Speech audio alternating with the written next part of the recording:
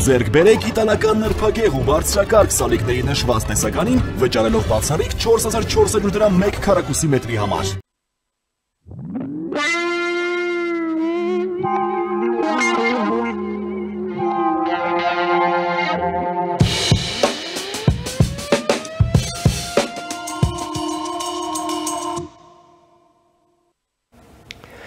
Ողջույն հարգարժան տիկնայք և պարոնայք, առաջին լրատվականի եթերում Մեհրաբյան օնլայնն է, ես Ռուբեն Մեհրաբյանն եմ։ Երևանում այսօր իր աշխատանքներն ավարտեց Երևան Dialogue համաժողովը միջազգային, սա երկրորդն էր, և այդ համաժողովին հրավիրված էին բազմաթիվ երկրների բարձրաստիճան պաշտոնյաներ, փորձագետներ, միջազգային կազմակերպություններից և իշարս այլոց այդ համաժողովին մասնակցում էր նաև Շվեդիայի թագավորության խորհրդարանի Ռիքսդագի պատգամավոր մեր հայրենակից Արին Կարապետը, որին մեծ սիրով հրավիրել եմ տաղավար և ուզում եմ ներկայացնել, բարև եք եկել պարոն Կարապետ, շատ զգացված եմ հրավերս ընդունելու համար։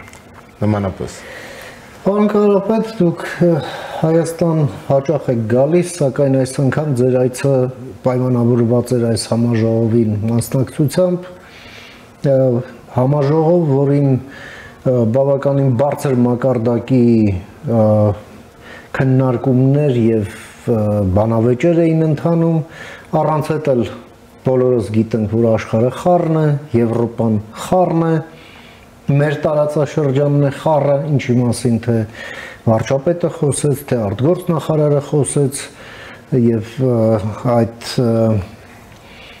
խորագիրն էր շատ հետաքրքիր, չէ, նավարկելով անորոշության մեջ և փորձ արվեց նավարկել այնուամենայնիվ։ Ձեր տպավորությունները, թե ինչ այսպես պատկերացումներ ներկայացվեցին, արդյոք դրանց կարելի է ելքեր համարել և ինչպես եք դուք ֆիքսում Հայաստանի ներկայիս իրավիճակը, համեցեք։ Առաջերտ ուզում եմ ասեմ, որ շատ լավ կոնֆերանս է, շատ պրոֆեսիոնալ։ Ես Armen Press-ի հետ էլ հաղորդում ունեմ, ես ասեմ, ես չեմ կարծում, մենք Շվեդիայում այսքան պրոֆեսիոնալ կոնֆերանս մենք կարողանանք կազմակերպենք։ Ասենք փորձագետներ, որ սաղ աշխարհից եկել են, որտեղ Հայաստանը մի փոքր, փակ երկիր է, ասենք, Կովկասի մեջտեղ։ Ու եթե դու կարողանաս այսպես տիպի կոնֆերանս 2 տարվա մեջ կազմակերպես, պիտի ասես բրավո, որտեղ այս պրոֆեսիոնալիզմը մենք միշտ ասենք հիմա ոնց որ հայ, մենք միշտ նայել ենք օտար ազգերը ոնց են անում, որտեղ չէ որ ես համ հայ եմ, համ շվեդ եմ, ու երբ ես իմ եվրոպական կոլեգաների հետ խոսում եմ հետո, հարցնում եմ, դե հետաքրքիր է, ոնց է անցել Հայաստան, ոնց է կոնֆերանս եղել, ԱՄՆ-ը շատ գոհ եմ, այդ նշանակում, որտեղ ես իմ առաջի կոնֆերանսը չի, որ ես իմ կյանքի մեջ գնացել եմ, ասենք Շվեդիայում եմ եղել, Գերմանիայում եմ եղել, տարբեր երկրներում, ու նույնն էլ իմ կոլեգաներն էլ այդ փորձը ունեն, ու սաղը ասում եմ, որ իրանց համարը շատ լավ կոնֆերանս է, որտեղ ես ոնց որ պատգամավոր, ինձ էլ պետք է փորձագետներ հանդիպեն։ Ու երբ մարդ ասում է Հայաստանում ինչ է, human resource, ասենք մենք այդքան մարդկային ռեսուրսը չկա, կա, մեր աչքի առաջ է, մենք պիտի մնա հասկանանք, ոնց այս մարդկային ռեսուրսը ճիշտ ձևով մենք օգտագործենք։ Ու դա մի հատ Հայաստան 34 տարի անկախ երկիր է, 34 տարի մեկը կարող ասի շատ ժամանակ է, բայց պետություն, պետական համարկարգում շատ երիտասարդ պետության մասին է խոսքը, այո։ Ու դրա համար ես վստահ եմ, որ մյուս սերունդը ավելի լավ կաշխատի կամ իմ սերունդը։ Եդե բայց հիմա ասենք հիմա ես ոնց որ հայ ասենք հայկացի ոնց կմտածի ինքը իր օրվա խնդիրներով է նայում էլ ամեն ինչը բայց հիմա ու ես իրանց հասկանում եմ ասենք կարող եմ բանից դժգոհելն են կամ ուզում են վրաս բան փոփոխություն լինի բայց այս փուլում երբ որ գալիս է միջազգային հարցեր մենք պիտի անկեղծ լինենք միջև հիմա ինչ կարծիք էլ մարդ ունենա այսօրվա իշխանությունից կամ չէ Եթե դնենք այն կողք, որտեղ միշտ մարդիկ ուզում են իմ կարծիքը հարցնի ներքին հարցերը, ինչ կարծիք ունեմ, կարող եմ հետո ասեմ, բայց երբ գալիս եմ միջազգային հարցերով, Հայաստանը նոր խաղացող է, ու իմ համար շատ հետաքրքիր է, ես եւ շատ ուրախ եմ, որ էլ հայերը չեն գնում օտար երկիր կապեր ծեղծել, հիմա աշխարհը եկել է Հայաստան ու դա համար մենք պիտի էդի գնահատենք հիմա ինչ կարծիք եմ ունենա այսօրվա իշխանությունից կամ չէ ես պիտի ասեմ որ բանա ապրես ագենեին որ կարող ասել է այսքան պրոֆեսիոնալ կոնֆերանս կազմակերպի շատ հաճելի նման խոսքեր լսել մեր պետության մասին բայց այնուամենայնիվ Հայաստանը մի երկիր է, որը ունի բազմաթիվ չլուծված խնդիրներ եւ խնդիրներ, որոնք պետք է լուծի ոչ թե հաջորդաբար, այլ զուգահեռաբար։ Դա էլ հեշտ բան չէ, մանավանդ երբ աշխարհում ամեն ինչ է խառնվել իրար։ Պարոն Կարապետ, դուք մի երկրի խորհրդարանի падգամավոր եք, որը մի պատմական որոշում ընդունեց Պարիս բուն իմաստով վերջերս վերջ տալով իր գրեթե 200 տարվա պատմական, հա, այսպես չեզոքությանը սկսած Նապոլեոնի պատերազմից հետո չմասնակցելով երկու համաշխարհային պատերազմի, սակայն համարեց, որ այլևս այդ քաղաքականությունն իրեն սպառել է եւ հայտ ներկայացրեց դառնալու ՆԱՏՕ-ի անդամ եւ դարձավ Եվ հիմա ամենաակտիվ կերպով մասնակցում է Ռուսաստանին հակազդելու այդ համաեվրոպական ջանքերին եւ տրանսատլանտյան ջանքերին եւս ունենալով շատ ուժեղ թե բանակ, թե ռազմաօդային ուժեր, թե ռազմական արդյունաբերություն եւ Հայաստանը մի մշտապես շահագրգռվածություն է ցուցաբերել Շվեդիայի հետ հարաբերություններ զարգացնելու եւ մենք ունենք բավականին բարձր մակարդակի քաղաքական հարաբերություններ, սակայն տնտեսության առումով կամ պաշտպանություն, անվտանգություն այդ ոլորտներում կարծեք թե մենք կամ առաջին քայլերն ենք անում կամ էլ նոր մոտ ենք եկել։ Ինչ հեռանկարներ եք դուք տեսնում այստեղ, համեցեք։ Ասեք հիմա հետ գնանք այդ ՆԱՏՕ-ի process-ը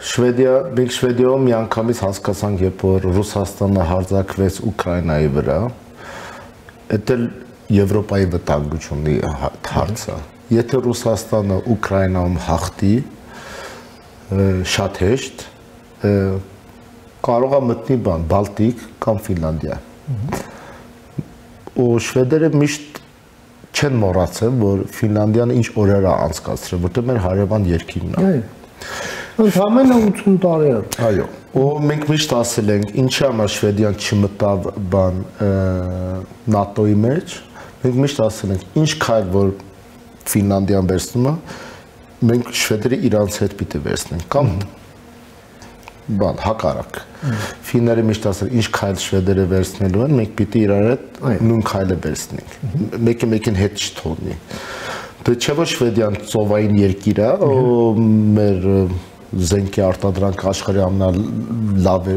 6-րդ կամ 7-րդ արտադրողն ենք 11 միլիոն բնակելի երկիր է, բայց ինքնաթիռ է արտադրում։ Այո, նավեր, մնա հոպ չենք արտադրում, դա էլ մի կարծում եմ 5-10 տարից հետո կսկսենք արտադրել դա։ Ու դրա համար ֆինները մի հատ որոշում կայացրեցին, որ ասան մենք իրոք վտանգի մեջ ենք, ու ճիշտ ասած շվեդերից մեզի սխմեցին, ասեցին դուք էլ պիտի մտնեք։ Ին կուսակցությունը միշտ կողմ այլ է ՆԱՏՕ-ի անդամ լինի, որտեղ ես հաճախողմանի եմ, բայց ովքեր որ ոնց են ասում սոցիալ-դեմոկրատներն են, միշտ ուզացել են նեյտրալ պոլիսին պահեն, բայց իրենք էլ հասկացան, որ հիմա պիտի մի հատ քայլ վերցնենք։ Ու Շվեդիան մտավ ՆԱՏՕ-ի մեջ։ Հիմա ասենք հիմա Հայաստանը հիմա Կովկասի մեջ լրիվ ուրիշ բան, դե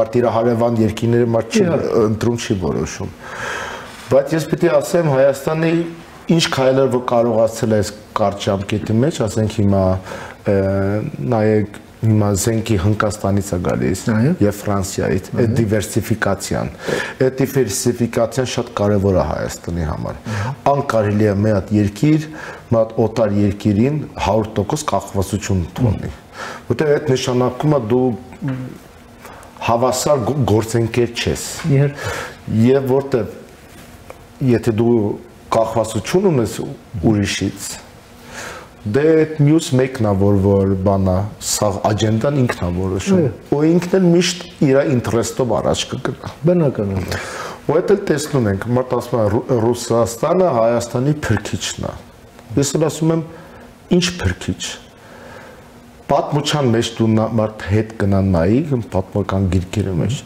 Ռուսաստանը միշտ դավաճանել է իր ովքեր ասել է դուք իմ ախպերական երկիրն եք ընդ որում մենակ մեզ չէ բոլոր նրանց ում կոչել է դաշնակից կամ եղբայր այո եւ այդ դասերից մարդ պիտի քաղի մենք հայերս սիրում ենք ասենք ելույթ ունենալ մեր ձենը լսենք ու մի 2-3 հոգի ծափ տան ասեն վայ ինչ լավ բաներ ասիցիր բայց իրոք կոնկրետ այդ ինչ է փոխում քո կյանքի մեջ ոչ մի բան ու ցավալի է որ ինչ որ պատահեց 44 օրվա պատերազմը, դա որտեղ դրանից առաջ 91 թվից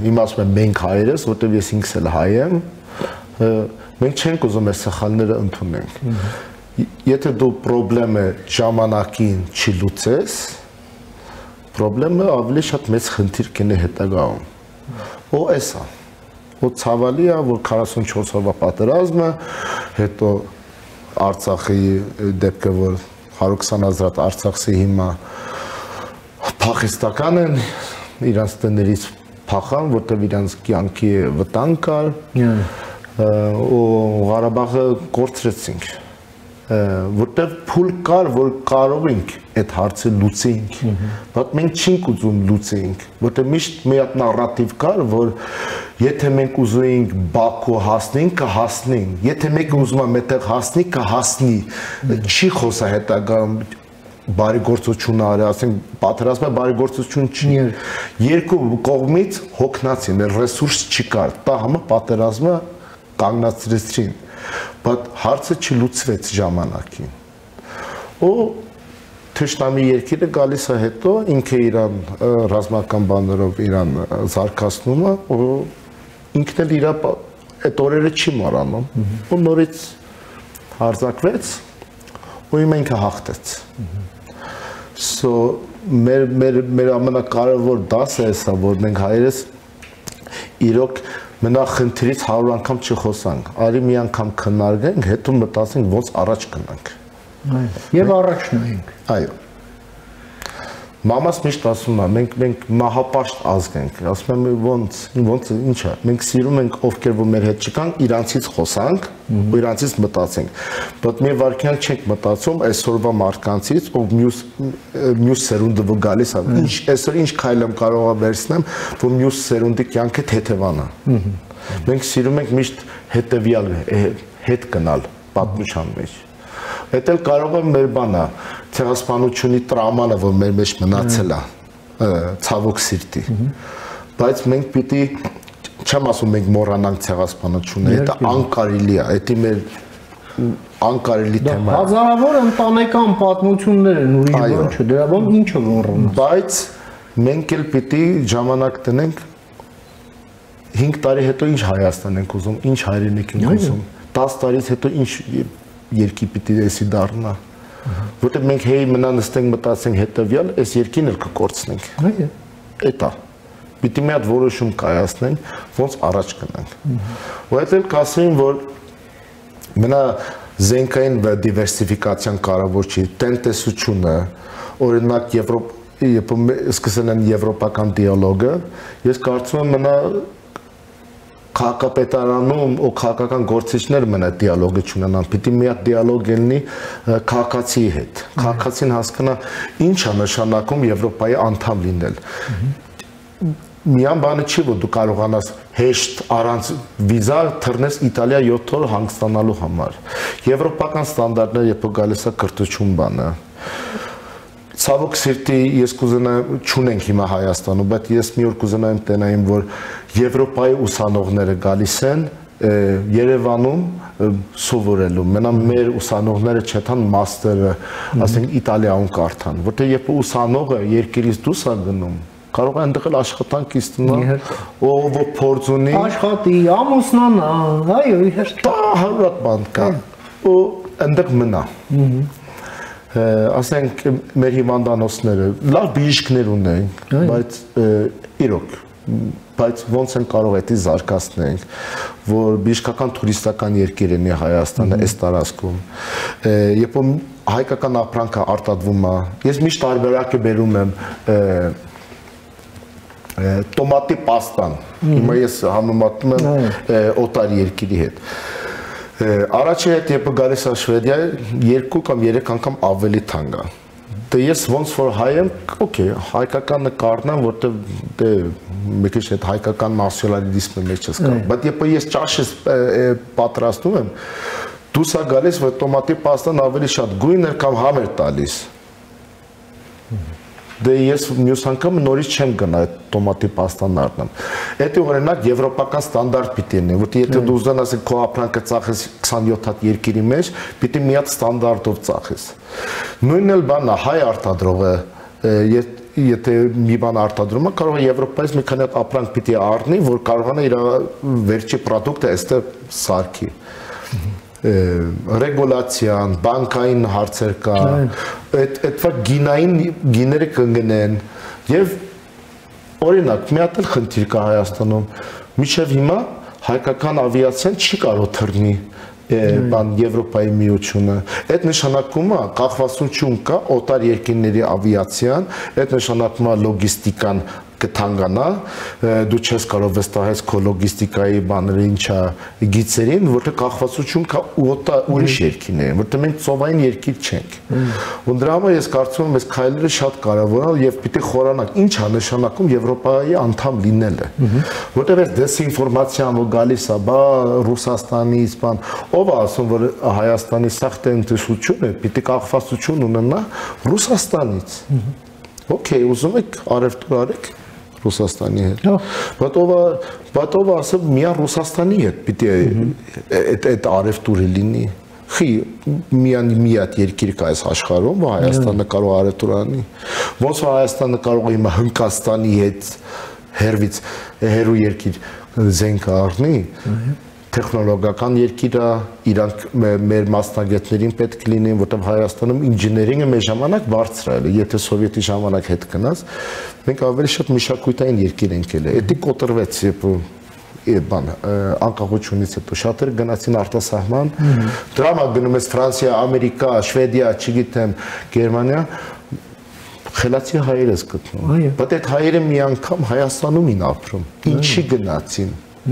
Ու ինչի չեն կարող նորից այդ բանը ասենք, նորից այդ հնարավորությունները սարքենք Հայաստանում, որ նոր սերունդը որ գալիս է, ասեն, ես ուզում եմ Հայաստանում մնամ։ Որն կարապետ, այո, տենց հարց կա, և հիմա էլ մենք հաճախ ենք այդ խնդրին անդրադառնում, մանավանդը 2020 թվականի պատերազմից հետո, երբ այսպես ասենք օբյեկտիվորեն առաջնահերթություններ փոխվեցին, կարծեք թե այնպիսի զգացում կա, որ Հայաստանը եւ Սփյուռքը իրար լավ չեն հասկանում։ Համենայն դեպս այսպիսի պատկերացում կա, որը ես իհարկե չեմ ուզում ընդհանրացնեմ, որովհետև յուրաքանչյուր մարդ դա առանձին պատմություն է եւ հնարավոր չէ բոլորին տենց մի ընդհանուր բնորոշման մեջ տեղավորես։ Բայց այնուամենայնիվ, ինչ պետք է անի Հայաստանը ինստիտուցիոնալ քայլեր, թե քաղաքական քայլեր, կազմակերպական եւ այլ, որպեսզի այդ Սփյուռքի այդ ահռելի ներուժը, պրոֆեսիոնալ ներուժը, որը անհրաժեշտությունը մենք ունենք բոլոր մասնագիտություններում, բոլոր ոլորտներում, հա, հատկապես մեր այս պրոեվրոպական ռեֆորմների տրամաբանության մեջ, որպեսզի նորից, ինչպես ասում են, հեծանիվ չհորինենք։ Այդ եվրոպական պրակտիկաներն իմացող մարդիկ այս ամենը ոնց որ գան, ներդնեն, ցույց տան, սովորեցնեն եւ այլն։ Ինչն է պակասում մեզ մոտ։ Ցավալի ասեմ, ով որ հերվից ապրում է, դե ես էլ Սփյուռքից եմ, դե ծնողներս Պարսկահայ են արմատով, ես Շվեդիա եմ ծնվել։ Ես եմ միջև իմ առաջի անգամը Հայաստան գալը, ես մի հատ պատկերացնում ունիմ էլ Հայաստանը ոնց է։ Օրինակ, անկեղծ հիմա մենք ես միշտ հարցրել եմ իմ Սփյուռքի ընկերոջ, ով որ Լիբանանից է, Բեյրութից կամ Անջար, կամ Սիրիայից, Հալեբ, կամ Իշլիկ, կամ Դամասկոսից, կամ ով որ Բաղդադից է, կամ Թեհրանի հայ։ Դուք մի անգամ ձեր կյանքի մեջ մի հատ աղքատ հայ հանդիպել եք, սոված հայ։ Չէ, բայց եղել է, բայց եկեղեցին այտենց բան կազմակերպել է, իրանց պահել է։ Բայց երբ ես եկամ Հայաստան առաջի անգամ, ու ես Երևանի կենտրոնից դուրս եկամ, այդ պանելային շենքերը տեսամ, գյուղերը, ճանապարհները, ինչ որ ես պատկերացնում եմ այդ Հայաստանից պատմելին, ու իրական Հայաստանը, լրիվ մի հատ իմ մեջ մի հատ հեղափոխություն եղավ։ Ու ինչքան ես եկել եմ Հայաստան, ավելի շատ հասկանում եմ Հայաստանի քաղաքացիներին ոնց են ապրում, որտեղ միշտ հերվից ասում են, դե իրանք կոմունիստական երկրից են, ոչ մի բան չեն հասկանում, բան։ Դե վատ եմ խոսում։ Ես էլ եկամ Հայաստան, ջոկեցի ում որ ես հանդիպում եմ, գոնե մի հատ գիր կարդացել է։ Դա Սփյուռքում այդքան չես դու գտնի։ Կարող է բիզնեսով, շատ հեշտ է, ասենք Թեհրանում կամ Բեյրութում, ասենք առևտուր կամ խանութ, բանով ասենք կարողացել են փող աշխատել, բայց մշակույթի կողմից Հայաստանում մենք շատ զարգացած ենք։ Բայց փակ երկիր է, Սովետի միությունի մեջ է, հետո Սովետը քանդվել է, պատերազմ է, ես ասում եմ հոսանք չի ել, այս մարդիկ լիքը տրամաներով են անցել, ու ապրես ովքեր որ այստեղ ապրել են, անցել են այս փուլից, որ այս երկիրը մնացել է, որտեղ այս մարդիկ էլ որ հիմա մենք Սփյուռքից մարդ մեղադրում ասում են նա ինչ վատ են, եթե իրենք էլ չմնային, իրանք էլ դուրս գային, էլ հայրենիք չին կունենա այսօր։ Դե որտեղ։ Ես միշտ ասում եմ, ամենամեծ քայլը, որ մի հատ Սփյուռքի ծնող կարող անի, մի հատ տոմս առնի իր երիտասարդ երեխու համար, եթե հնարավորություն ունի, թող ինքը գա մի հատ Հայաստանը իրոք տեսնի։ Ու մենակ կենտրոնում չլինի։ Մի հատ այդքան Կիրովական, Գյումրի, հասկանամ, որ Գյումրիի ճամփան դեռ հիմա չի սարքվի 100%։ Այս պատկերացումներից դուրս կան, որ եթե դու մի հատ խնդրեմ ռեալ չգիտես, այդ վաղ ինչ կարծիք էլ դու ունենաս, այդ լուծում չես գտնի։ Ու Սփյուռքում ինչն է, որ ինչ որ Facebook, Instagram բան տեսնում են, մարդիկ հիասթափվում են, նեղվում են, բայց նույն դիսկուրսիան, որ ես Սփյուռքում եմ լսում, գալիս եմ Հայաստան, դե ես շատ գալիս եմ, ընկերներ ունեմ այստեղ, նույն դիսկուրսիան չի, որտեղ այստեղի ապրողը ուրիշ խնդիրներ է տեսնում, որտեղ այստեղի ապրողը ինքն է, որ անհագիստ է, տղես կգնա բանակ կամ ինչ կպատահի։ Հա, Սփյուռքում ես միշտ ասում եմ, իմ մամաս ոչ մի անգամ պետք չուներ մի օր հանագիստ լինի, եթե տղեն կեթար բանակ կամ չէ։ Եթե բանակ էլ գնեմ, աշխարհի ամենալավ բանակների մեջ կմասնակցեմ, ամենալավ տրեյնինգ կստանամ։ Բայց ինձ չտարեցին, որտեղ ես ուզում եմ ուսանող դառնայի, ասեցին դա դու լավ զինվոր չես դառնա, всё, մերժեցին։ Այդ այնց է Շվեդիայում այդ վաղ։ Բայց ես կուզեմ ասեմ, որ ամենակարևորը է դա, որ Սփյուռքը ոչ մի անգամ Հայաստանին չի փրկի։ Սփյուռքը կարող է մի հատ այդ բանալին լինի, որ դուրը բացի իր հայրենիքի համար։ Հա, կա մարդիկ, որ կարող են գան այստեղ ներդրում անեն, մարդիկ գալիս են այստեղ ներդրում անում, բայց եթե մարդ ուզենա իրոք Հայաստանը մի հատ դեպի փոփոխություն անի, մարդիկ պիտի տեղափոխվեն Հայաստան։ Պիտի 24 ամս այս երկիրում մարդ ապրի, ու մարդ հասկանա ռեալ խնդիրները ինչ է, ու այնտեղից կարողանա մարդ լուծում գտնի։ Ես ուրիշ տարբերակ չեմ տեսնում։ Մենք չենք կարող սաղ կյանքը աղոթքով ապրենք ու հույսով ապրենք։ Լիբանանը 50 տարի փորձել է աղոթքով ապրել, ամեն տարի ամեն վիճակը վատացել է։ Всё։ Շնորհակալ եմ, պարոն Կարապետ, ձեր այս շատ կարևոր այս դիտարկումները, ձեր այս նկատառումները, որ ներկայացրեցիք մեր հեռուստադիտողին եւ ձեր ժամանակից հատկացրեցիք մեր եթերին, ձեզ լավ ժամանց Երևանում օգտակար եւ նաեւ այս մեր երկկողմ հարաբերություններին Հայաստանի եւ Շվեդիայի միջև եւ Հայաստանի եւ Եվրամիության միջև այդ ուղղությամբ էլ նորանոր հաջողություններ մեզ բոլորիս։ Շատ շնորհակալ եմ, Ռուբեն ջան։ Ամենայն բարիք։ Համենք զրուցեցինք մեր գործընկերոջ Շվեդիայի թագավորության խորհրդարանի Ռիքսդագի պատգամավոր մեր հայրենակից Արին Կարապետի հետ, ով Երևանում է Երևան Dialogue համաժողովին մասնակցելու առիթով, լսեցինք իր դիտարկումները կապված Հայաստանի եւ արտաքին աշխարհի միջև այդ կապերի, Հայաստանի եւ Սփյուռքի միջև կապերի եւ ընդհանուր անելիքների մասին։ Կարճ դադարից հետո կվերադառնանք, մնացեք առաջին լրատվականի հետ։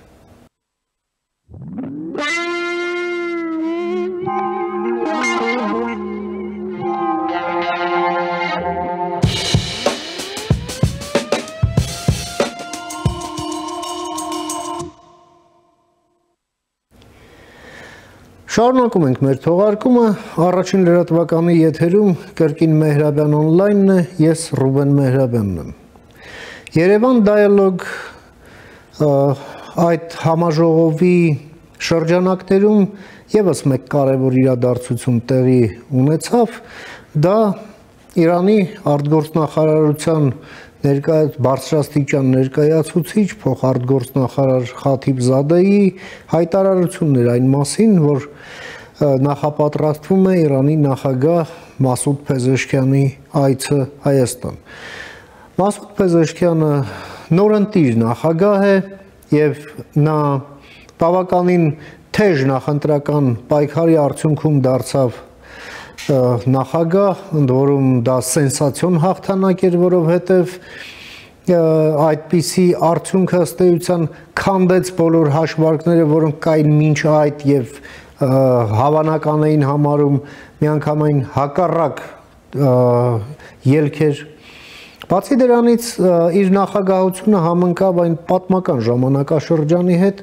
երբ Իրանը կորցրեց իր ավանդական ազդեցությունը Մերձավոր Արևելքում, այն միջերկրական ծովին մոտ այդ հատվածում, այդ երկրներում, այդ համայնքների նկատմամբ եւ Միացյալ Նահանգների հետ հիմա մի նոր բանակցային փուլի մեջ է մտել եւ փորձում է այնուամենայնիվ իր այս անցած տասնամյակների խնդիրները վերջնականապես լուծել։ Փորձենք հասկանալ այստեղ ինչ անելիքներ համատեղ ունեն կամ կարող են ունենալ Հայաստանը եւ Իրանը, հաշվի առնելով այն, որ այդ բանակցային գործընթացն է տեղի ունենում, որը Իրանը վարում է Միացյալ Նահանգների հետ, առանձին խողովակով ինտենսիվ երկխոսություն է ընթանում Իրանի եւ Եվրամիության հետ եւ նաեւ Իրանը նոր քաղաքականություն է վարում հարևանների հետ եւ բավականին հաջողված եւ առաջին հերթին այն հարևանների, որի հետ տասնամյակներով Իրանը կամ հարաբերություններ չուներ կամ ուներ ընդգծված վատ հարաբերություններ, հիմա դրանք այլևս անցյալում են։ Այդպիսին են օրինակ Միացյալ Էմիրությունները, Սաուդյան Արաբիան։ Բացի դրանից էլ այդ համատեքստի կարևոր մասն է Հայաստանի եւ Եվրամիության, Հայաստանի եւ Միացյալ Նահանգների միջև ընթացող այս մերձեցման գործընթացը, որը եւս պատմական նշանակություն ունի եւ սա իր այս հավաքականության մեջ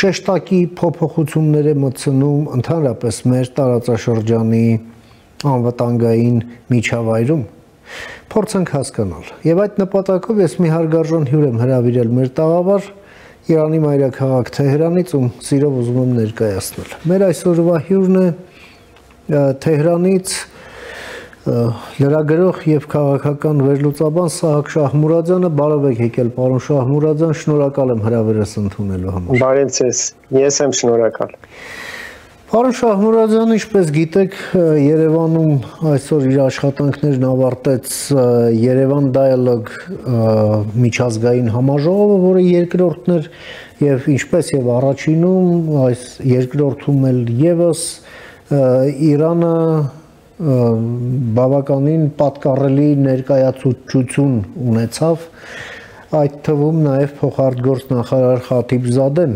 եւ Նա հայտարարեց, որ նախապատրաստվում է Իրանի նախագահ Մասուդ Փեզեշքյանի այցը Երևան եւ մեզ էլ ծանոթ է այն քաղաքական կամ ռազմաքաղաքական համատեքստը, հա, որն այդ առաջիկա այցը կարող է կրել։ Եվ ուրեմն որն են ձեր կարծիքով այդ անելիքները Հայաստանի եւ Իրանի միջև հաշվի առնելով թե ինչ ուղղությամբ են առաջնահերթությունները Իրանի արտաքին քաղաքականության եւ Հայաստանի արտաքին քաղաքականության համեցեք Իրանի արտգործ նախարարի օգնական Խաթիբզադեի հայտարարությունը կատարվում է պայմաններում, երբ մայիս ամսվա ընթացքում ականատեսն ենք եղել Իրանի եւ Հայաստանի միջև բավականաչափ աշխույժ դիվանագիտական այցերի Հայաստանի ազգային անվտանգության խորհրդի քարտուղար Արմեն Գրիգորյան այցելեց Իրան հանդիպում ունեցավ իրանական բարձրաստիճան համարյա թե բոլոր պաշտոնյաների հետ այնուհետև Իրանի կողմից պաշտպանության նախարարը մեծ պատվիրակությամբ այցելեց Հայաստան եւ հանդիպում ունեցավ Հայաստանի բարձրագույն պաշտոնյաների հետ սա նշանակում է որ Իրան-Հայաստան հարաբերություններում դիվանագիտական հարաբերություններում աճ է նկատվում եւ Իրանը առանձնահատուկ ուշադրություն է դարձնում Հայաստանին որպես հարևան երկիր եւ փորձում է իր հարաբերությունները տնտեսական, քաղաքական, մշակութային, տրանսպորտային առումով ավելի խորացնել Հայաստանի հետ։ Եվ Խաթիբզադեի հայտարարությունը կարող ենք տեղավորել հենց այդ ոլորտում եւ Իրանի նախագահի այցը Հայաստան բավականաչափ նշանակալի է այն առումով, որ Իրանը փորձում է իր հարևան երկրների հետ մերձենալ անվտանգային նոր միջավայր ստեղծել իր շուրջ նկատի ունենալով որ Սիրիայում, Լիբանանում եւ Եմենում աստիճանաբար կորցրել է իր ազդեցությունը, իհարկե դա առժամանակ է եւ Իրանը ապագայում փորձելու է իր դիրքերը նորից վերականգնել այդ տարածաշրջանում, սակայն ներկա փուլում երբ Իրանը Միացյալ Նահանգների հետ անուղղակի բանակցություններ է վարում իր միջուկային հարցի խնդրի շուրջ եւ կա նաեւ Իսրայելի սպառնալիքը, որը ամեն կերպ փորձում է խանգարել եւ խոչընդոտել այս բանակցությունները եւ նույնիսկ զինվորական սպառնալիքներով է փորձում Իրանին հուսահատեցնել եւ պարտադրել, որ Իրանը ենթարկվի Միացյալ Նահանգների կողմից առաջարկված պայմաններին, ներկա պայմաններում Իրանը փորձում է մեկուսացումից դուրս գալ եւ առավել եւս խորացնել իր հարաբերությունները հարևան երկրների հետ, իսկ Հայաստանը չափազանց կարեւորություն ունի Իրանի համար, քանի որ հյուսիսարավ ճանապարհով Իրանը կարող է միանալ Սև ծովին եւ Արևելյան Եվրոպայի երկրներին, սա մեծ պլան է, որ Իրանը մշակել է եւ մի տեսակ էլ Իրանը Հայաստանին եւ մյուս հարևան երկրներին, հատկապես այն երկրները, որոնք Եվրոպայի եւ Միացյալ Նահանգների հետ հարաբերության մեջ են, նայում են որպես միջնորդ կապի դերում, մտածելով, որ ներկայումս բանակցություններ են վարում Միացյալ Նահանգների հետ եւ շատ հուսալի են, որ այս բանակցությունները կհանգի ցանկացած արդյունքի եւ այնուհետեւ Իրանը կարող է անխափան առևտրական կապեր նաեւ ստեղծել Եվրամիության հետ, զուգահեռ նաեւ Իրանը, ինչպես նշեցիք, բանակցություն է վարում Եվրամիության հետ եւ փորձում է հենց միջուկային հարցով իր խնդիրները կարգավորել Եվրամիության հետ եւ շրջանցել կամ մի կերպ Եվրամիությանն էլ համոզել, որ չեղարկեն Իրանի նկատմամբ սահմանված պատժամիջոցները եւ եթե այդ պատժամիջոցները չեղարկվեն եւ Իրանը կարողանա առևտուր անել Եվրոպայի հետ եւ Միացյալ Նահանգների հետ, այնտեղ արդեն Հայաստանը կարող է կամուրջի դեր խաղալ Իրանի Եվրամիության միջև, Իրանի եւ Ռուսաստանի եւ Իրանի ու Միացյալ Նահանգների միջև եւ Իրանը կարող է ներքին առումով նաեւ զարգ տալ իր տնտեսության զարգացմանը։ Սա է հիմնական նպատակը, Իրանը բանակցություն է վարում Միացյալ Նահանգների հետ, հենց առաջին նախապայմանը Իրանի դա է, որ եթե Միացյալ Նահանգների հետ կարողանան համաձայնության հասնել, Միացյալ Նահանգները միակողմ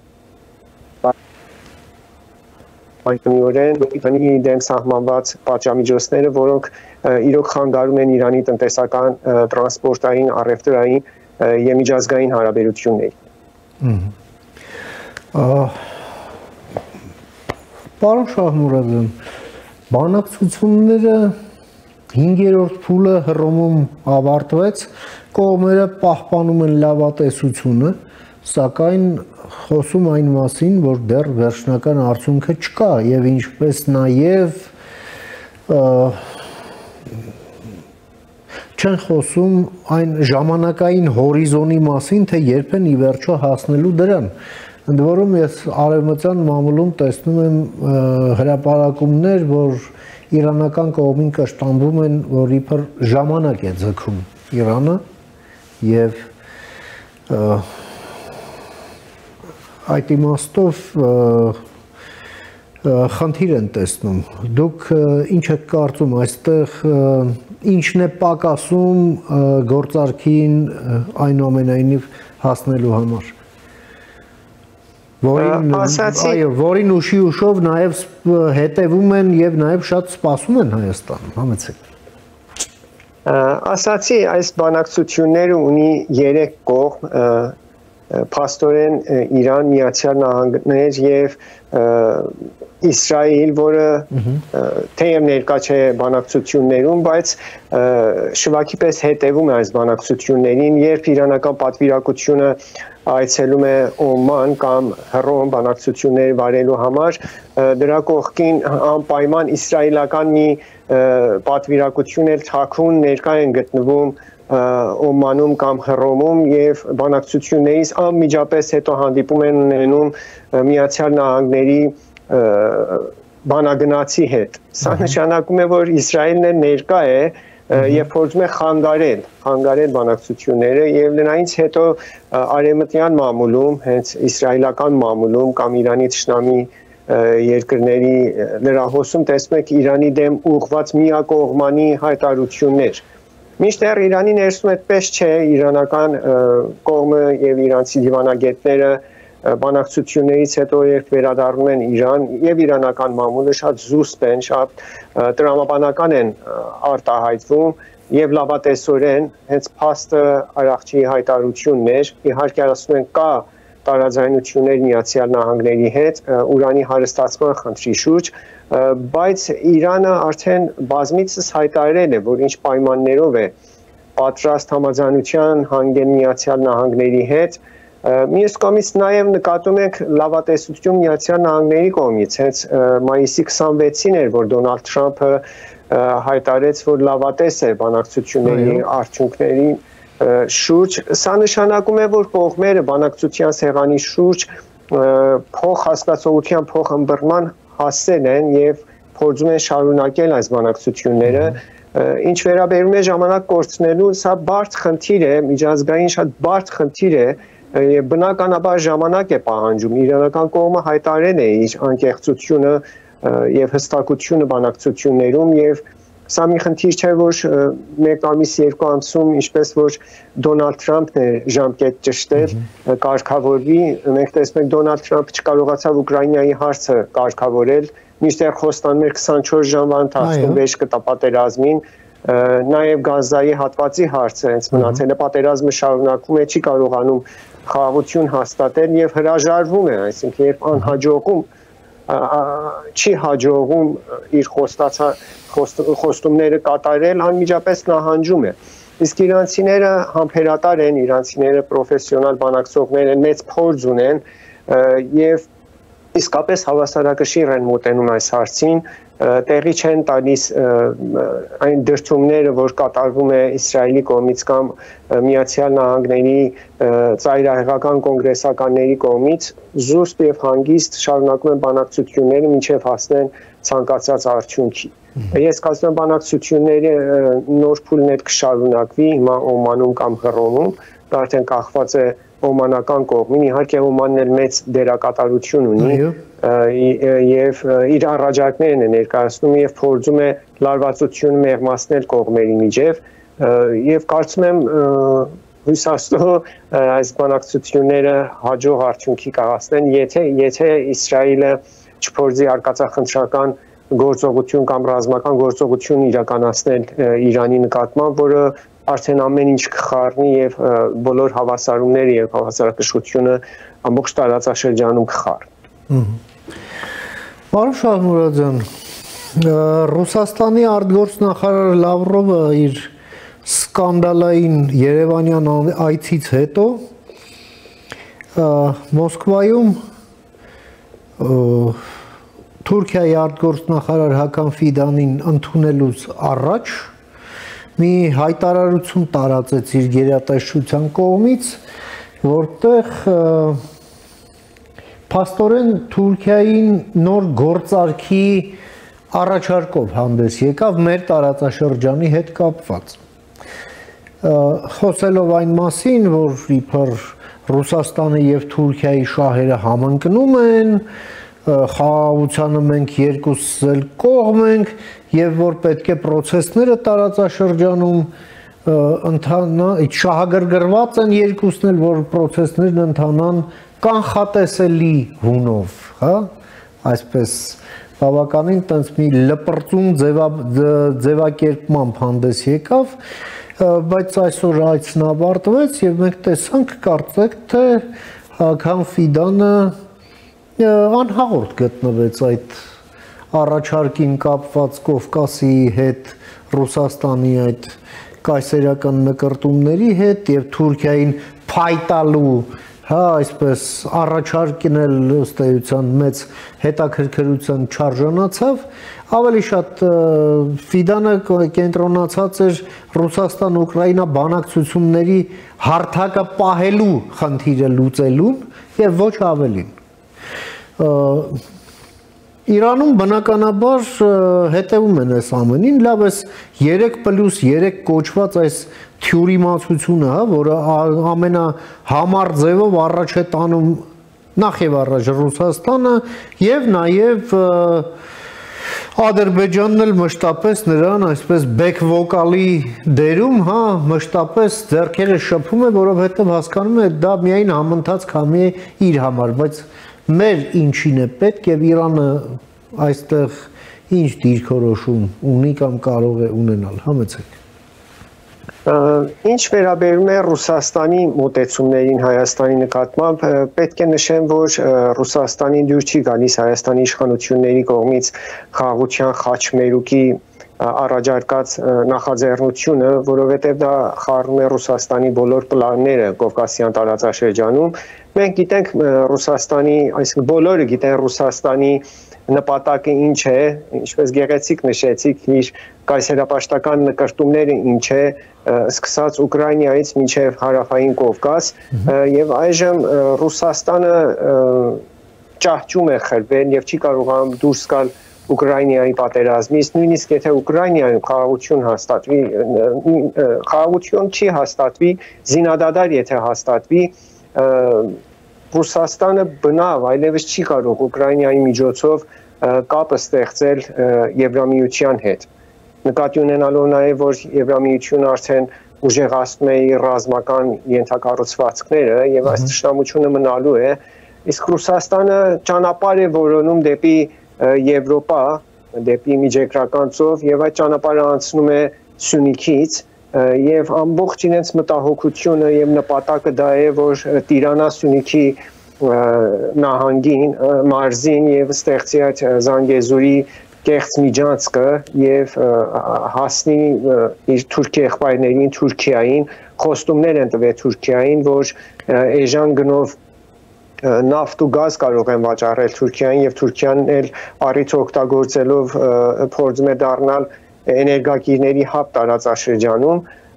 այստեղ այս խնդիրները բախվում են նաև Իրանի շահերին, դա Իրանի շահերի դեմ է, Իրանը չի կարող թույլ տալ, որ Կովկասյան տարածաշրջանում մեկուսանա, ասացի Իրանը Հայաստանին նայում է որպես Եվրոպայի հետ կապը ստեղծելու ճանապարհ եւ ինչպես իրանական դիվանագետները հատկապես Երևանում Իրանի դեսպանն է բազմից հայտարարել, Իրանը դեմ է այդ Զանգեզուրի միջանցքի նախաձեռնության պլանին եւ դիմակայելու է այդ հարցին եւ փորձում է նաեւ Հայաստանի միջոցով իր կապը ստեղծել Եվրոպայի հետ, արդեն իրանական ընկերությունները կապալառու ընկերությունները ինտենսիվ աշխատանք են տանում Սյունիքի մարզում, Կապանից դեպի Գորիսա ճանապարհն են կառուցում եւ մեծ ներկայություն են Հայաստանում, այս ներկայությունը առավել եւս խորանալու է ապագայում,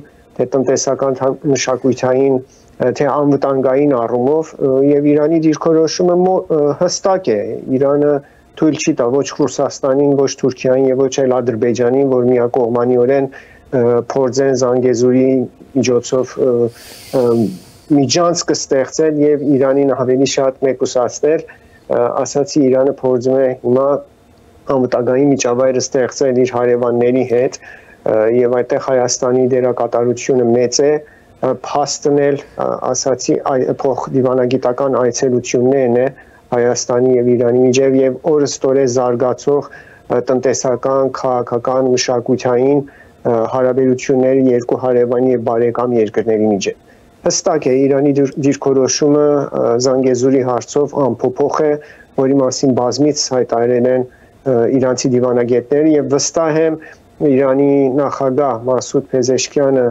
Երևան կատարելիք այցի ընթացքում նաև կշեշտի այդ հարցի վրա եւ մեկ անգամ եւս կկրկնի Իրանի հստակ դիրքորոշում այդ հարցի կապակցությամբ։ Եվ նաև պարոն Շահմուրադյան, ավելի վաղ Ռուսաստանի դեսպանն էր Հայաստանում իրեն այսպես շատ ակտիվ պահում կապանում ռուսական հյուպատոսություն բացելու թեմաներով, հետո այդ մասին խոսեց Լավրովը, որ այո նախապատրաստական փուլում է արդեն եւ այլ տեղեկություններ կան, որ նույնիսկ ռուսները համապատասխան նշանակումներ էին արել, բայց ոնց որ թե հայկական կողմը մերժում է ռուսների այդ ցանկությունը Սյունիքում հյուպատոսություն բացելու։ Եվ դա երևում է այսօրվա Մարիա Զախարովայի այդ դժգոհությունից, որ դե գիտեք ինչ, մենք բազմից ենք ասել այդ հյուպատոսության կարևորության մասին, թե ինչով է կարևոր, էլի դրա մասին չի ասում, եւ թե ինչու չի բացվում այդ հարցերը հասցեագրեք հայկական կողմին։ Այսինքն ես գոնե սա դիվանագիտական լեզվից պարզ հայերենի որ թարգմանում եմ, ստացվում է որ Հայաստանը ռուսներին ուղղակի մերժել է։ Եվ ավելին մենք տեղեկություն ենք ստանում արդեն Ֆրանսիայի արտգործնախարարից, որ առաջիկա ժամանակաշրջանում Գորիսում Ֆրանսիան է հյուպատոսություն բացելու։ Այսա արդեն ոնց որ հաստատ է։ Այս ամենի հետ կապված ձեր մեկնաբանությունը, խնդրեմ։ Սյունիքի մարզում կա իրանական հյուպատոսություն, ինչպես ասացիք, շուտով Ֆրանսիան պետք է հյուպատոսություն բացի Սյունիքի մարզում, Գորիսում, եւ այս ընթացքը կշարունակվի, նաեւ հուսով ենք, որ եվրոպական այլ երկրներ, թե Երևանում իրենց դեսպանության եւ դիվանագիտական ներկայությունը ավելի կխորացնեն եւ թե Գորիսում եւ Կապանում հյուպատոսություն, համապատասխան հյուպատոսություն կբացեն եւ այս ամբողջը Հայաստանի իշխանությունների հարաբերությունների բարելավումը եւ խորացումը ընդլայնումը Եվրամիության հետ եւ Միացյալ Նահանգների հետ շատ ծանր է թվում Ռուսաստանին, որովհետեւ Ռուսաստանը միշտ ներկա է եղել Հայաստանում ազատորեն, հանգիստ կարողացել է ինչպես ուզում է միջամտել Հայաստանի ներքին քաղաքականության, բայց վերջին տարիներին մենք ականատեսնենք, որ Հայաստանը աստիճանաբար հեռանում է Ռուսաստանից եւ մոտենում է Եվրամիության,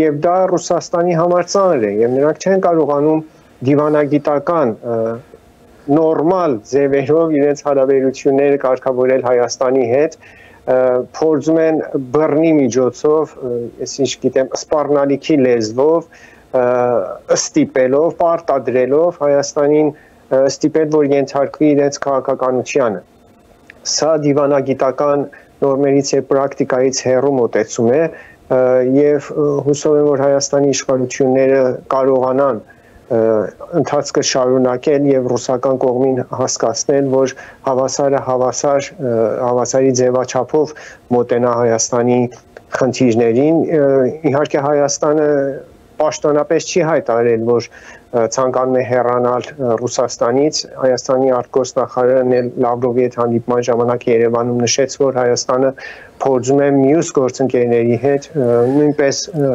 հավասար պայմաններում շարունակել իր դիվանագիտական, տնտեսական, քաղաքական հարաբերությունները Ռուսաստանի հետ, բայց սա կարծես Ռուսաստանի համար հասկանալի չի։ Ինչ վերաբերում է Իրանին, Իրանը միշտ նորմալ հարաբերություններ է ունեցել Հայաստանի հետ, հարգել է Հայաստանի ինքնիշխանությունը եւ Հայաստանի իշխանությունների որոշումները եւ իրանցի դիվանագետները բոլոր մակարդակներում անխտիր, թե պահպանողական, թե ռեֆորմիստ, թե նախկին իշխանությունները, թե ներկայիս իշխանությունները բացահայտ հայտարարել են, որ ցանկանում են Հայաստանի հետ հարաբերությունները ընդլայնել, հարգում են Հայաստանի ինքնիշխանությունը, տարածքային ամբողջականությունը եւ Հայաստանի իշխանությունների որոշումները։ Սա է Իրանի մոտեցումը եւ անփոփոխ է եւ հույսով ենք, որ Իրանը հենց նույն ընթացքը կշարունակի եւ երկու բարեկամ ժողովուրդները, երկու բարեկամ երկրները առավել կսերտացնեն ու կընդլայնեն իրենց բարեկամական հարաբերությունները։ Շատ շնորհակալ եմ, պարոն Շահմուրադյան, ձեր այս չափազանց կարևոր դիտարկումները եւ գնահատականները մեր հեռուստադիտողին ներկայացնելու եւ ձեր ժամանակից մեր եթերին հատկացնելու համար հարցերին բոլոր շուտափույթ լուծում եմ մաղթում մեր բարեկամ հարևան Իրանին, ձեզ էլ ամենայն բարիք, միշտ նոր հանդիպում։ Ես եմ շնորհակալ։ Ահա մենք զրուցեցինք մեր գործընկեր լրագրող եւ քաղաքական վերլուծաբան Սահակ Շահմուրադյանի հետ Իրանի մայրաքաղաք Թեհրանից, լսեցինք իր դիտարկումները Հայաստան-Իրան հարաբերություններում վերջին զարգացումների, ինչպես նաև Իրանի եւ Միացյալ Նահանգների միջև ընթացող բանակցությունների հետ։ Կարդաթարից հետո կվերադառնանք, մնացեք առաջին լրատվականի հետ։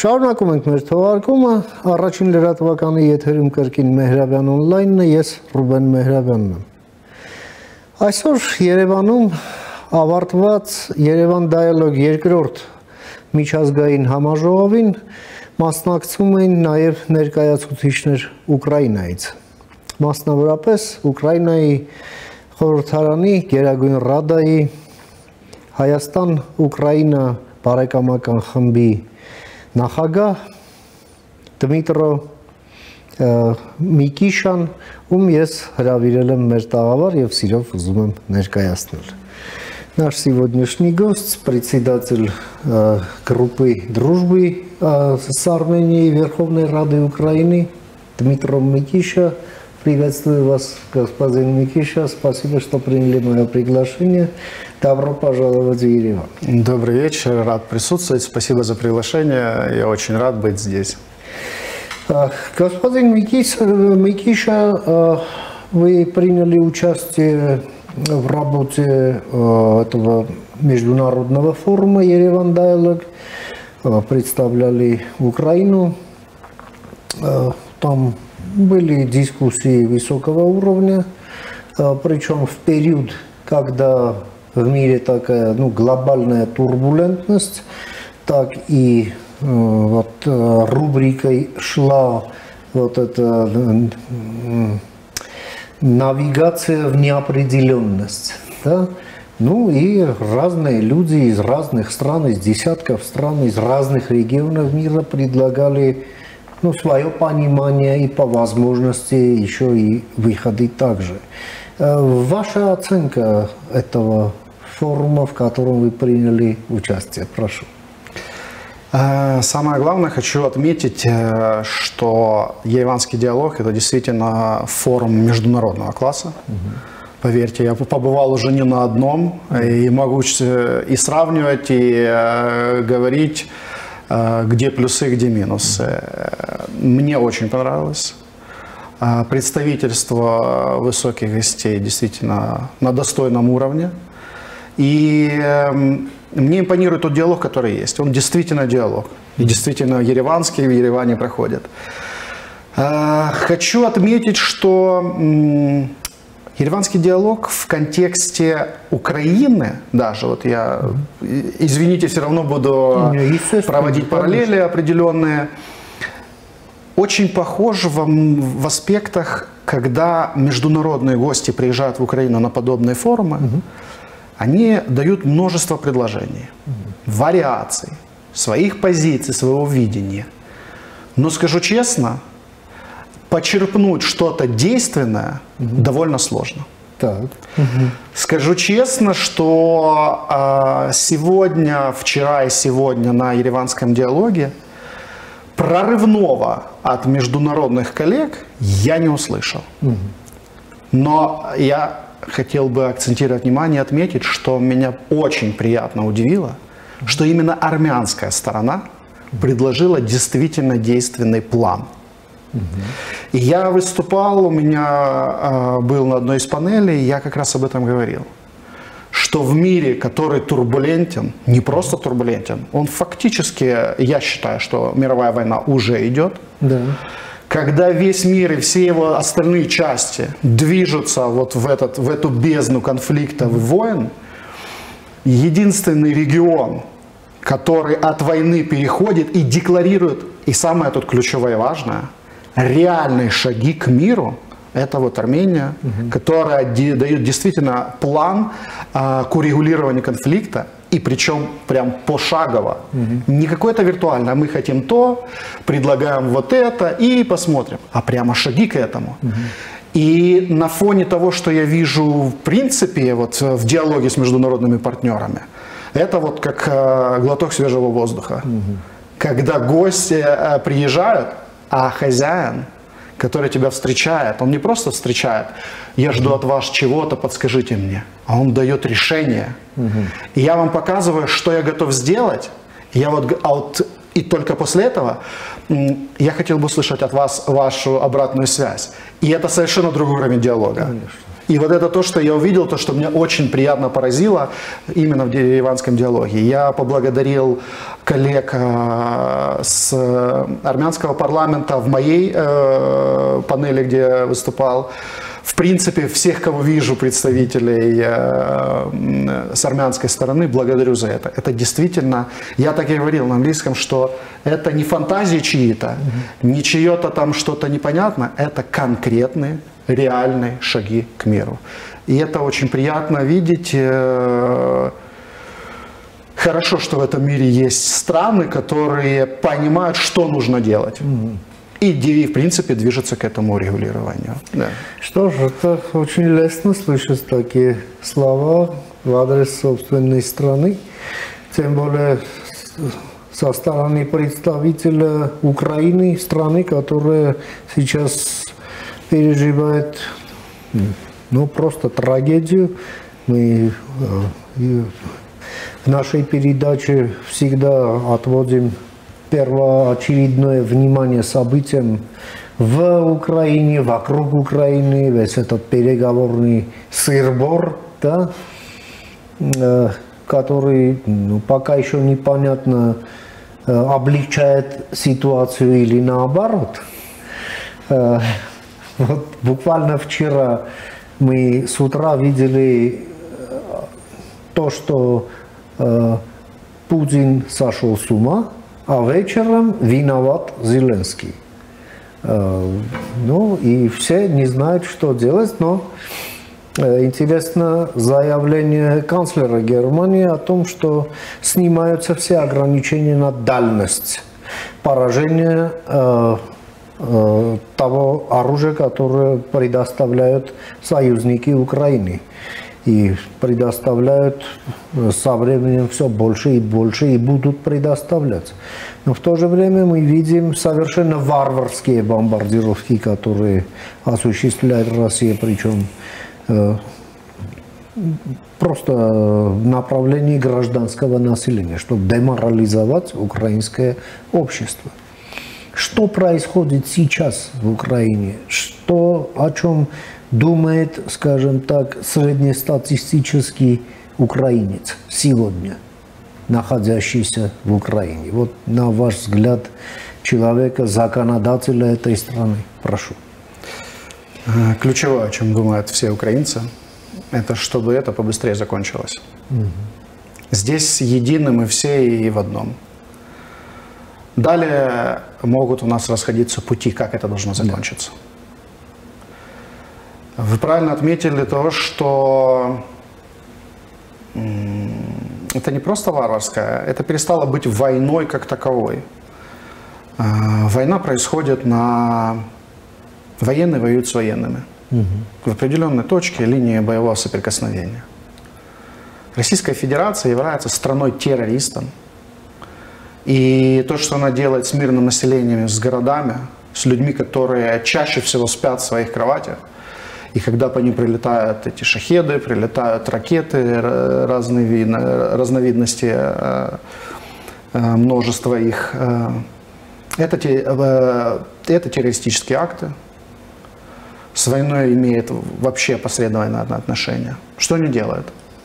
Они используют метод запугивания для того, чтобы, первые, люди утратили веру, люди упали духом, и если они не уезжают, чтобы они давили на власть, чтобы та быстрее договаривалась на любых условиях. Это первый момент. Второй момент – это для того, чтобы люди выезжали с тех мест, где они проживают. Логика такая. Нет людей – нет ничего. Нет экономики, нет жизни, и ключевое – нет сопротивления.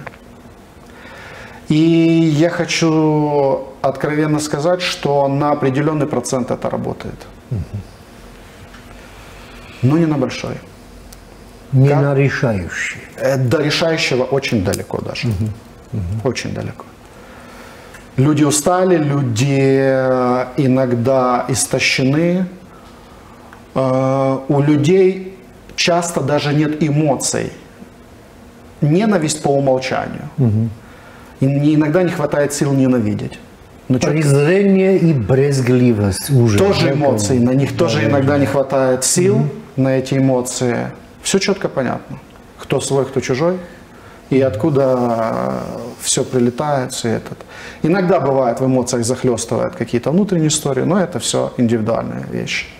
Глобально украинцы понимают, что ничего само не рассосется, ничего само никуда не денется, и что борьба – это единственный выход. Единственный. Да, снова может быть разные пути видения этой борьбы. Но то, что бороться нужно, и то, что у нас выбор либо мы, либо нас, украинцы понимают. На этом стоим, на этом держимся и продолжаем уже 11-й год этой войны. Она началась в 2014 году. В 2022 началась полномасштабная фаза глобальная, которая уже зацепила абсолютно все регионы Украины. Продолжаем биться, будем биться. На самом деле эта война ж не 11 лет, ей больше 300 лет. Да. История все время показывает, что так или иначе мы всегда в этой битве. Кто-то это помнит лучше, кто-то хуже. Тем не менее, если ты вдруг забыл, среди ночи шахед или ракета тебе об этом напомнят. Вот на данный момент такие реалии. Господин Микиша, война, которую развязала Россия в Украине, против Украины, и которая идет уже 4-й год, эта война, да, зацепила в том числе и вообще весь комплекс международных отношений, миропорядок, поставив его под угрозу. Ну вот, министр иностранных дел Франции, который вчера встречался с нашим министром, он ответил на этот вопрос, отвечая заочно Лаврову, который нас учил жизни в плане того, что да, вы должны учитывать, что мы вам оружие давать не можем, вы вольны брать у кого получится, но вы должны иметь в виду, что Франция – это страна, которая к нам относится враждебно. На что господин Барро ответил: мы не воюем с Россией, мы не воюем с русским народом, но мы сопротивляемся путинизации, то есть изменению границ с применением силы. И мы будем сопротивляться этому, в том числе и помогая Украине сопротивляться вот этим попыткам. Это то, что делает сейчас Россия. И, в принципе, то, что она сейчас делает, она ведет еще и гибридную войну против и постсоветских стран, и против вообще Запада, против цивилизации, это превратив в свой образ жизни. Да? На ваш взгляд, в этих условиях, так как устраивает свои связи с внешним миром Украина, насколько это помогает Украине выстоять? Да, тем более мы видим, что особенно Европа имеет полный унисон с Украиной, тогда как с Белым домом пока вот последние месяцы не видим вариаций, скажем так. Но в то же время американские законодатели тоже настроены решительно и говорят о санкциях. Прошу. В первую очередь, будем откровенны, без западной помощи нам было бы очень плохо. Я не готов ответить и утверждать, что мы пали, но я четко убежден, что границы линии боевого соприкосновения были бы намного западнее. Намного. В этом я убежден.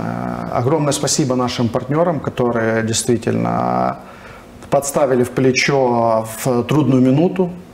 Конечно, мне, как представителю народа, которого пришли убивать, хотелось бы больше от них помощи. Всегда больше. И, в принципе, они ее могут. И больше предоставить, больше, скажем так, уделить внимание этому вопросу, еще больше. Потому что на самом деле на довольно высоком и достойном уровне это все происходит. Но, тем не менее, я хотел бы отметить, что это все равно цивилизационный вопрос и диалог. И он есть. Да. Чего никогда не было с Российской Федерацией. У Российской Федерации есть либо я прав, либо я прав. Да. То есть, если ты что-то говоришь, смотри пункт 1. Нам этот момент очень долго, скажем так, мы его терпели. Вот. И революция гідності, достоинства, вот она показала, что этому терпению пришел конец. Российская пропаганда очень любит, и они сейчас в очередной раз этот абсурдный бред выносят и рассказывают, что это какие-то первопричины конфликта. На самом деле все здравомыслящие люди знают, что Российская Федерация в принципе начала свою подготовку к боевым действиям и к тому всему, что она сейчас делает. И официально это заявила в 2008 на Мюнхенской конференции о том, что однополярный мир, которым они считали полностью подчиняется Соединенным Штатам Америки, вот, он закончился. И первый конкретный шаг была Южная Осетия и Грузия. Все. Не нужно ничего выдумывать, фантазировать и выслушать этот бред по поводу революции. Есть факты. Да. Ты ничего не сможешь с этим сделать, нечего противопоставить. И выдумывать что-то там дальше. Это первый момент. Второй момент того, что европейцы сейчас в новой конфигурации, а новая конфигурация после избрания Трампа, понимают, что они всегда ощущали себя в безопасности под зонтиком Соединенных Штатов. Большой военный контингент находился всегда и на данный момент находится на территории Европейского Союза всего, но сигналы, которые приходят с Вашингтона, говорят о том, что, ребята, нам нужно тоже о себе подумать. И в этой всей истории они понимают, что если раньше Россия обращала внимание на эти пределы, которые устанавливала Америка, то сейчас, благодаря этим сигналам, пределов больше для России нет. И Россия, которая в принципе вела гибридную войну, информационную, подготовительную, это все теракты, все блэкауты, Испания, Франция, это все ничего случайного нет. Поверьте, ничего случайного. Оборванные кабели на северных морях возле Скандинавии, Дании, Швеции и так далее. Каннский кинофестиваль. Вот, это ж Франция, снова блэкаут. Это ничего случайного нет. Это все элементы гибридной войны, которые Россия вела и которые сейчас будут только усиливаться. И это результаты тех сигналов, которые были посланы от одних западных партнеров другим. Европа сначала пришла в ступор, в шок. Им не понадобилось время, я думаю, это может быть месяцок минимум, осознать, в какой они теперь реальности живут. И что в принципе глобально от Украины они отличаются ненамного. И в этой новой парадигме существования они понимают, что нужно менять свою биомеханику жизни всего Евросоюза, отдельных его составляющих, ее стран. И это вылилось в конкретные действия. Евросоюз принял так называемая «белая книга». Это о обороне и безопасности до 2030 года, в котором Украине посвящено отдельный раздел 5. Вот, вся эта книга подразумевает собой определенные инвестиции и расходы в размере 800 миллиардов евро. Это вот прямой, скажем, не просто сигнал, это уже конкретный шаг и действие, что делать дальше. Да. Европейская комиссия – это исполнительный орган. К сожалению, на него влияет политический орган Европейский совет. Еще нужно не забывать, что у каждой страны есть свой политический орган. И здесь тоже Россия пытается играть, раскачивая это все внутри. Но тем не менее, пока это движется. В отношении Украины Европа понимает, что им нужно время перевооружиться, собрать, настроить механизмы и так далее. Единственный, кто может им дать это время, это Украина. И они понимают, что в принципе они должны этими ресурсами делиться, чтобы Украина продолжала держать вот со щитом, держать эту варварскую навалу, просто орду вот, орков, чтобы они не ломились дальше. Мы это делаем по возможности, как мы можем, сдерживаем. Но лично я вижу тенденции, что это будет выливаться за пределы Украины. И есть 3 точки, которые я считаю в потенциальной опасности. Первая, самая глобальная опасность большая, это Сувалковский коридор. Это часть Литвы, которая, скажем так, должна соединить Калининградскую область с Белоруссией. Да. Опасность заключается в том, что этой осенью намечены совместные учения Беларуси с Российской Федерацией как раз там на границе. Но все здравомыслящие люди понимают, что это подготовка к нападению. Я лично считаю, что в принципе оно идет, скажем так, огромными активными действиями, но скрытыми. То есть внешне это заметить очень сложно, кроме объявленного этого учения, которое будет. И я считаю, что в принципе потенциально в конце этого года возможен этот физический прорыв уже на территории не просто Евросоюза, а страны НАТО. Как отреагирует НАТО, я уверен, никак. Да. Я думаю все же, что будет оружие будут давать, деньги будут давать, воевать не будет никто. И это тоже очередной сигнал, к сожалению, который прилетел из Вашингтона. Вот, что немножечко давайте думайте тоже о себе. Мы о вас думали там 70-80 лет после Второй мировой войны, потому что, так скажем так, выстроена была система безопасности такая. Поэтому начинайте думать о себе. Вторая точка – это Молдавия. И их выборы осенью тоже этого года могут привести к кризису, который вот может начать это все. Огромные тоже гибридная война и гибридные действия на территории, само собой, Приднестровья, Гагаузии. Очень сильно качается. Система политических партий, которая сейчас есть в Молдавии, она говорит о том, что велика вероятность прихода пророссийских сил. Причем их коалиции, соответственно, из-за этого будет премьер. Мы будем иметь еще одну страну, которая наряду со Словакией и с Венгрией тоже будет недружественной как минимум к Украине, но еще один очаг нестабильности на краях Евросоюза. Да. И последняя точка – это, к сожалению, тоже Южный Кавказ. Мы понимаем, что, в принципе, нужно понимать, что Российская Федерация спит и бредит Советским Союзом 2.0. Да.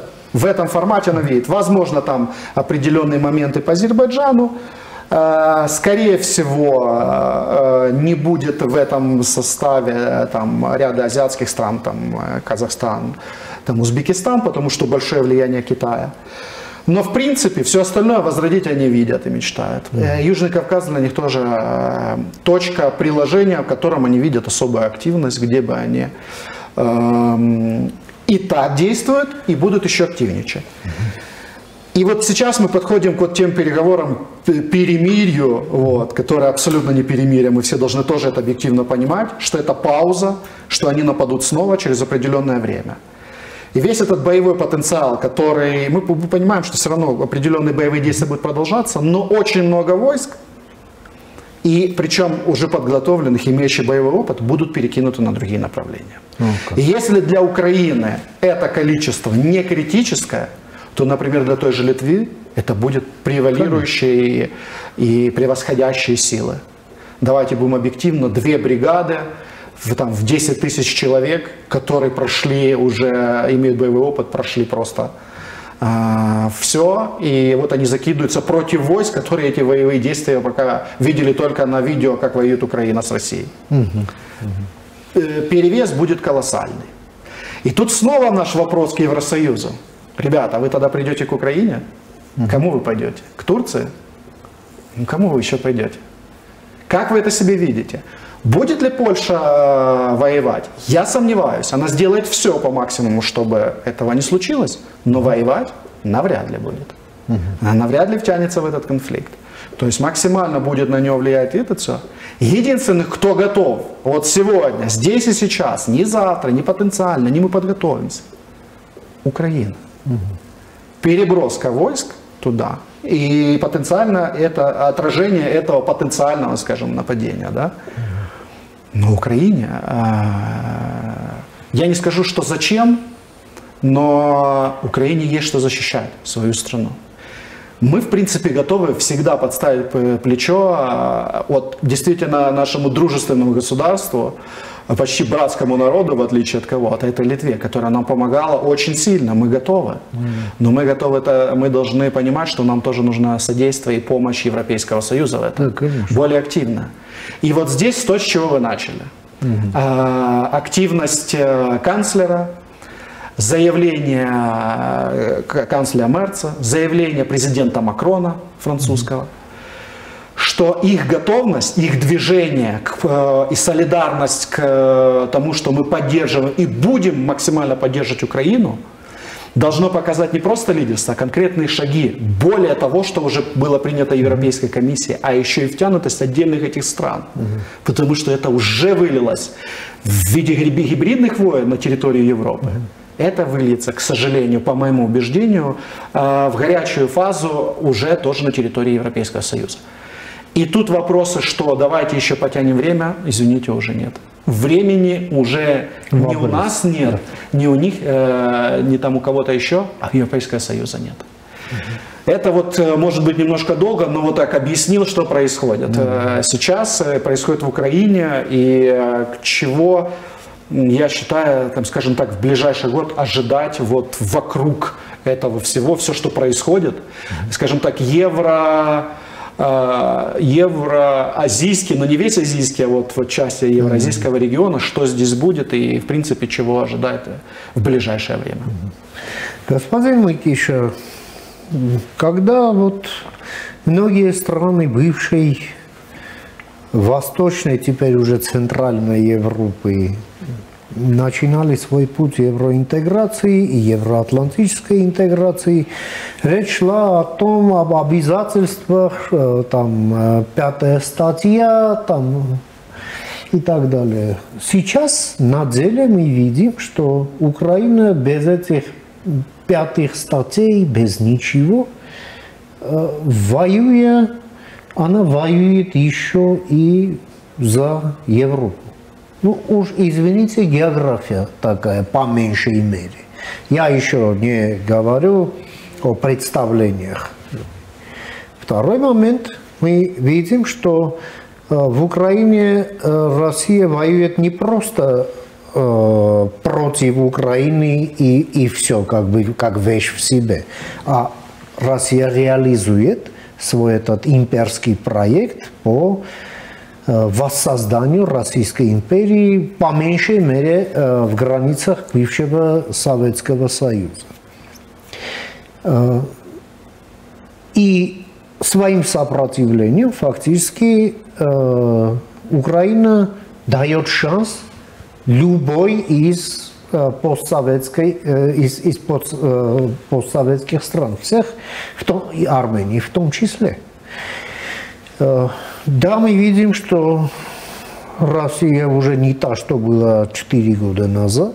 Мы постарались. Да, и причем постарались блестяще, и мы видим, Россия оправдывается, Россия, правда, еще и там, как обычно, Лавров в Ереване, он лгал, изворачивался, угрожал, там, шипел, хрипел и так далее.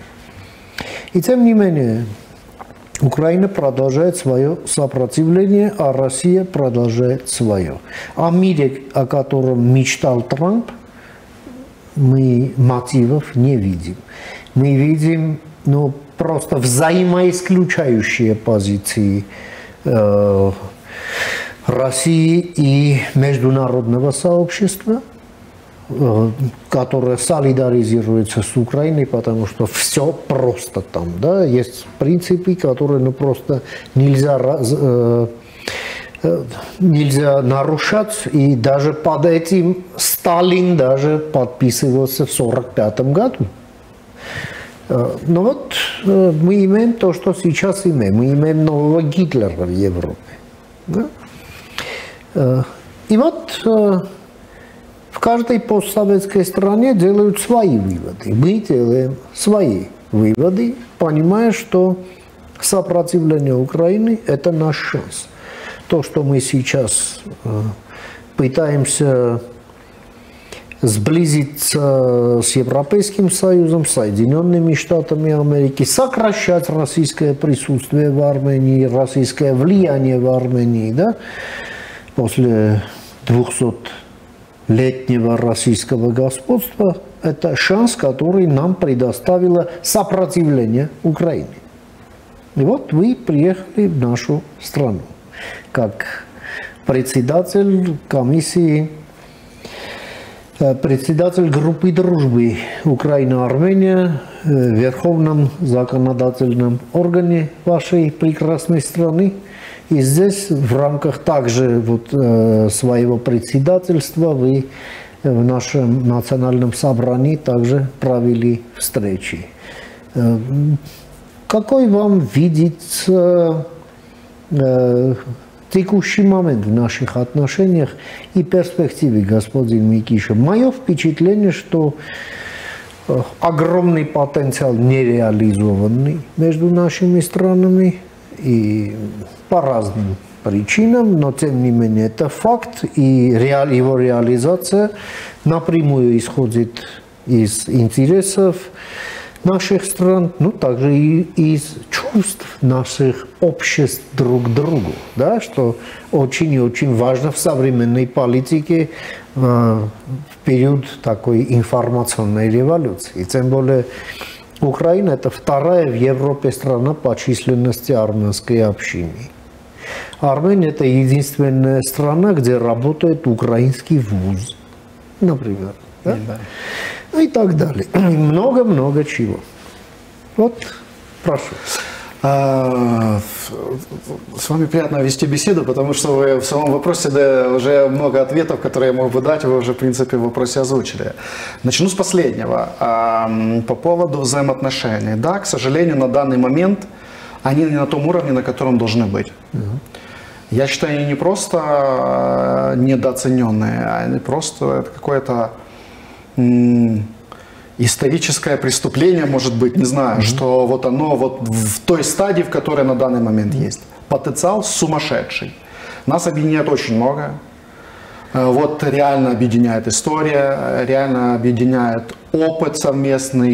Я говорил об этом, что и определенные, мы понимаем друг друга боли, понимаем друг друга эмоции, понимаем друг друга мышление. Нам есть что сказать друг другу и есть что от друг друга услышать. Мы будем всячески прилагать усилия. Сегодня абсолютно верно. Я провел встречу с коллегами с национальных сборов, с парламента Армении. Мы проговорили и общие треки, в каких направлениях мы должны двигаться, и вполне конкретные шаги, что мы уже будем делать. Причем, что коллеги начнут уже вот буквально с завтрашнего дня здесь, в Армении, и что я начну со своими коллегами реализовывать, когда вернусь в Украину. 100% это нужно усиливать, нужно развивать. Нам есть где вместе работать, куда вместе двигаться, что реализовывать, есть куда смотреть. Мне очень импонирует, что Армения смотрит ценностно, это ключевое, ценностно смотрит в Европу, видит себя частью этой Европы. И это не голословные слова. Я вижу просто потом, как Армения развивается. Я здесь впервые сейчас, но я так или иначе слежу. Конечно. И вижу, куда развивается, как развивается, какие конкретные шаги делаются. И это европейский вектор развития. Поэтому, скажем так, для меня, с одной стороны, вот такой разворот и заявление, что мы двигаемся в Евросоюз, немножечко сюрприз, все-таки как бы мы привыкли, да, понимая реалии, в которых находится Армения. С другой стороны, абсолютно не удивило, это абсолютно логичный, последовательный, конкретный шаг движения в эту сторону. Теперь, возвращаюсь к началу вашего вопроса о союзах и вот альянсах. Да? По 5 статье, кстати, абсолютно. Ее же нужно читать. 5 статья говорит о том, что, во-первых, никто никому не обязан. Может. Второй момент, что войска, которые ближе всего То есть, условно, Америка не обязана перекидывать откуда-то свои войска, там, чтобы помочь, условно, да, Украине или там вот кому-то. Ближайшие какие? Даже там, в случае, это, что там Турция, Румыния, вот как бы вот так. И то, Польша. Если, да, Польша как бы, ну, Венгрия навряд ли, те, которые находятся ближе всего, да. То есть, обязательства, вот 100%, что ты должен делать, там нет. И это немножко, конечно, отрезвило, все полезли, почитали эту 5-ю статью и поняли, что на самом деле. Мое же всегда было убеждение в отношении НАТО, что это не будут войска, это будет более ритмичная, активная помощь оружием, это будет более ритмичная, активная помощь финансовыми ресурсами, разведывательные данные и так далее. То есть то фактически, чем сейчас западные страны, наши партнеры нам и так помогают в разном виде, бесплатно, там, за деньги и так далее, тем не менее помогают, но это будет более активно и, скажем так, более проще. Для меня это реальное наше участие в блоке НАТО. И когда мы говорим, что мы идем туда, и наши будут гарантии и так далее, вот наши гарантии какие. Никто не приедет, я более чем уверен, это показала. И тем более Армения об этом прекрасно знает. Что никто не придет и за нее ничего не сделает. Конечно. И объединяя конец вашего вопроса и начало, я считаю, что сейчас время новых блоков, новых союзов. В принципе, и Трамп задал сейчас такой тренд, что, скажем так, я буду толерантен. И скажу так, что меньше уделяется внимания традиционным альянсам и союзам, и больше сделана ставка на двусторонние отношения, на прямые двусторонние отношения. Вот я думаю, что это все-таки формат, который позволит найти более действенную и реальную модель реальной безопасности. Коллективная безопасность дала трещину, и показала, что это все было на доверии, и больше даже не на доверие. Я думаю, доверие закончилось давным-давно. Это все держалось на страхе. Каждый боялся перейти какую-то черту. Но черту в 2022 году перешли окончательно. Сначала в 2014 все глотнули в отношении Украины. И типа потерпели дальше. И в 2022 оно было разрушено окончательно. Иллюзии испарились. Как я говорю, были в розовых очках. От взрыва стекла выбили вовнутрь, окей, мы вытянули эти стекла, вылечили свое зрение, теперь ясно видим, к чему это движется. И в отношении России, и в принципе. Поэтому время новых союзов, время новых взаимоотношений, в первую очередь в взаимоотношениях обороны и безопасности. Страны, которые понимают, что у них есть общие цели, общие ценности и общий вектор развития. Страны, которые умеют воевать и понимают, что они воюют за свою страну, но вместе немножечко будет легче.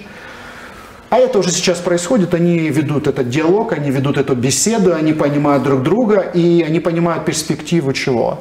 Все хотят, все адекватные страны, это снова ценностная вещь, и которой цивилизационная, да, вот прозападная, к которой я отношу тоже Армению, понимают, что они хотят развиваться. Они не хотят, чтобы была война, не хотят, чтобы их люди умирали, не хотят, чтобы погибали их дети, не страдали родители. Они хотят развиваться, хотят строить, хотят создавать, созидать. Но есть страны, которые видят будущее этого мира в принципе по-своему. И им не интересно, кто там что там думает. Так вот, страны, которые имеют ценности и цивилизационный путь, вектор развития, понимают, что слова «мир через силу» обретают новый смысл. Его нужно подкреплять реальностью. Не пустыми обещаниями, а конкретными действиями. И Украина, да, в этом фарватере один из таких передовых, скажем, маркеров и примеров, что демократия может быть зубами. Забудьте за ту Европу, которая спокойно глотала. Если вы сюда зашли, вы получите по зубам. И вот эта, скажем, модель и нарратив, который партнерам в цивилизационном, в диалоге, скажем так, не просто предлагаем, он как бы витает, да, он многим нравится. Потому что это реальность, это про реальную безопасность, про реальную оборону. И я считаю, что именно за этим будущее. Распадется ли НАТО, можно сказать, знаете, не имеет значения.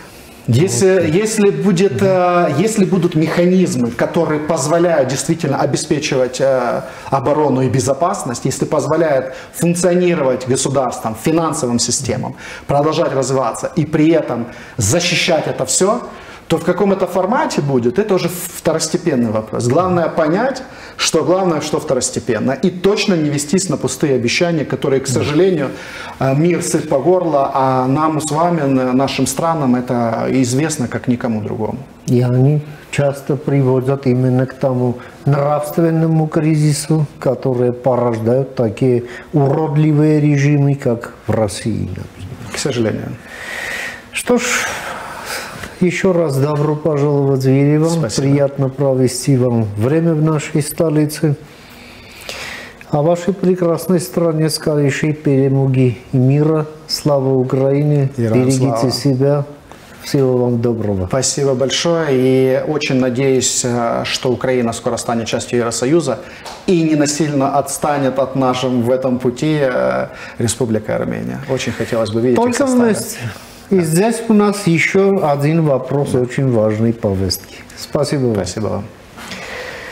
Ահա մենք զրուցեցինք մեր գործընկեր Ուկրաինայի Գերագույն Ռադայի պատգամավոր Ուկրաինա-Հայաստան բարեկամության խմբի նախագահ Դմիտրո Միկիշայի հետ, ով գտնվում է Երևանում Երևան Dialogue միջազգային համաժողովին մասնակցելու առիթով։ Քննարկեցինք մի շարք հարցեր կապված Ուկրաինայում եւ Ուկրաինայի շուրջ տեղի ունեցող իրադարձությունների, ինչպես նաեւ աշխարհակարգի հետ տեղի ունեցածի, նաեւ Ուկրաինայի եւ Հայաստանի միջև ընթացիկ հարաբերությունների եւ հեռանկարների հետ։ Այսօր թերևս այսքան հարգարժան տիկնայք եւ պարոնայք, կհանդիպենք արդեն վաղը, խաղաղություն եւ բարի ննձ ձեզ։